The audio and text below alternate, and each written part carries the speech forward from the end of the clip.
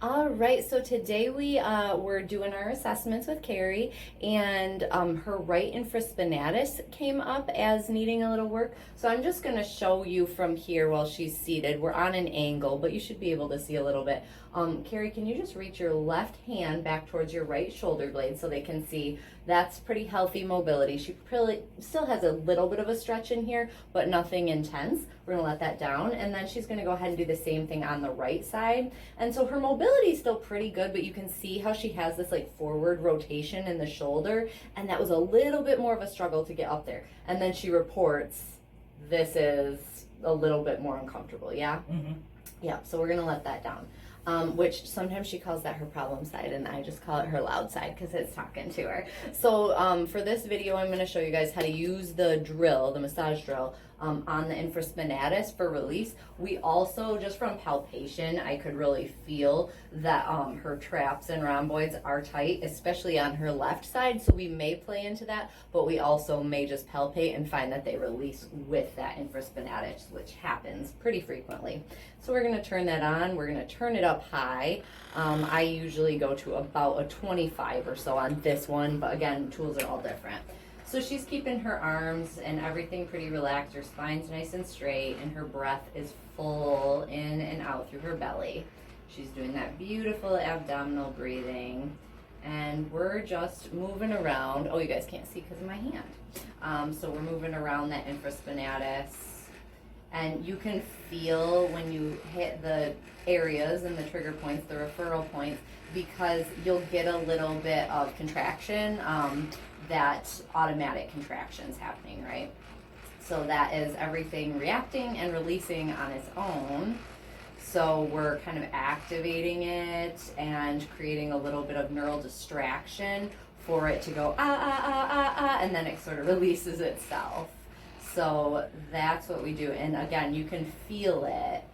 She can feel it. So we have that feedback, right? We're on it, huh? Mm-hmm.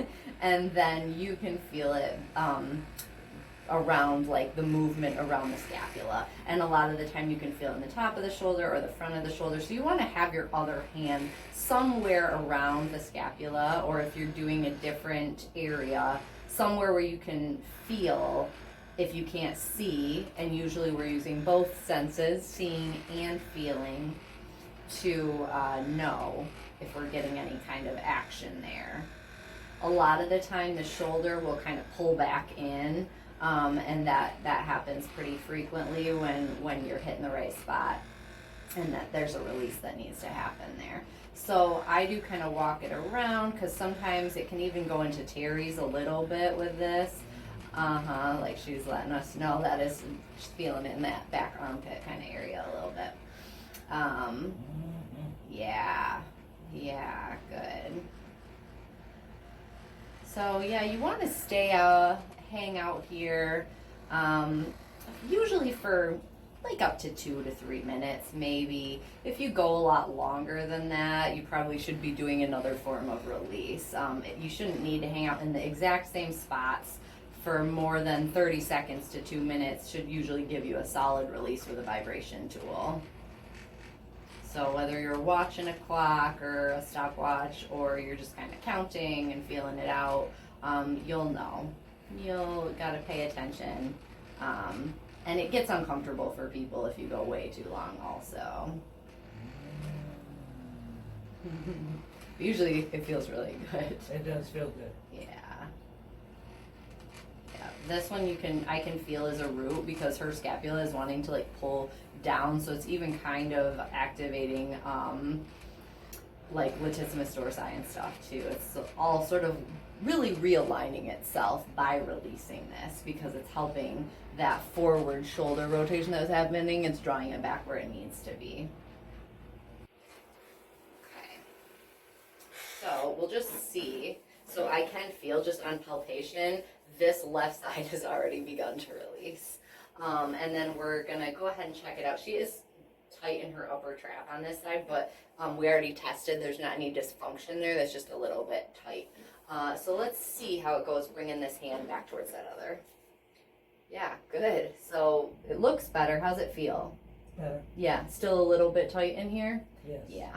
So we're gonna let that down. I am gonna actually play around in here and see if that gives her a little bit more range, but that was significantly less. I don't know if it shows up in the video as far as like the angle of her shoulder, but I would say that probably moved back at least an inch from where it was. So I'm gonna kick this up even a little higher, and we're just gonna kind of work low trap because I can tell there's something going on in there.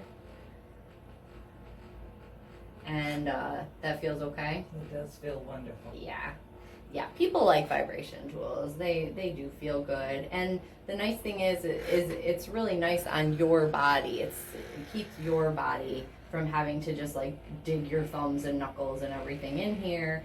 You can still get really targeted action. Oh yeah, so right here we got something. We can get a nice reaction there. So that's clear for us because stuff around the area all started moving too.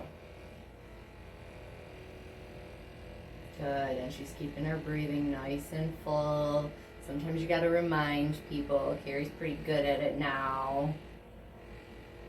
But anytime somebody feels uncomfortable, they feel pain, or they're having to effort, you really want to remind them to breathe deeply in and out through that belly, activating that diaphragm. And so I'm just kind of working up into the trap and all that goodness to give it a little love too. Mostly this is more because it feels good rather than the need to like hang out there long for trigger point. Because the tightness and tension that's happening there is not the root of the issue. The root is down here and was that infraspinatus. Now she has some pec work that we'll probably do that will help to release that as well. But I just wanted to utilize this opportunity and show you guys a great way to use the massage tool appropriately. So yeah, that's what we're doing. And I'm just kind of inside the wing of the scapula, working that inner line, that medial line of the scapula. And again, if you don't know what you're doing, you can hurt people, but this is a beautiful tool for using in between the scapula on most people. That's going to feel good. Most people have trigger points here. As long as you don't hang out too long in the same spot, like, yeah, we can see this one's active for her too. That usually is a solid area that you can go over for 30 seconds to a minute on most people safely. Again, you want to be going over clothing, and if they're wearing a tank top or a bra or whatever, you just put like a sheet or have them put on a t-shirt so that you have a little material and you're not getting all that vibration right on the skin, because it can aggravate a little bit. It's a lot of action. Create inflammation sometimes when we do that. It goes away, but why do it if we don't need to?